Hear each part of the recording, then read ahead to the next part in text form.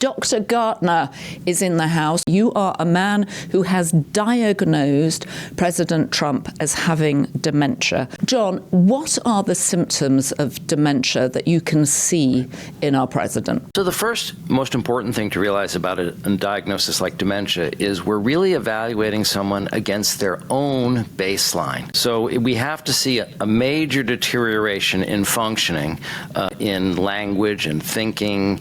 Now what we see is not only has his vocabulary gone down, but his ability to actually put together sometimes he's very articulate, right? Because with dementia, people go in and out, right, of functioning. Actually, sometimes is unable to complete a word, like saying mishes instead of missiles or Christmas instead of Christmas.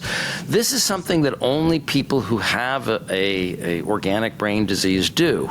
It's not something people just do when they're tired or when they get old. So one of the things that we see is this great deterioration in his language, in his ability to put together sentences and words, but also he's starting to show what we call tangential speech, where he's talking about one thing and then he starts talking about another thing and then another thing. For example, the Hannibal Lecter example is one I like to use.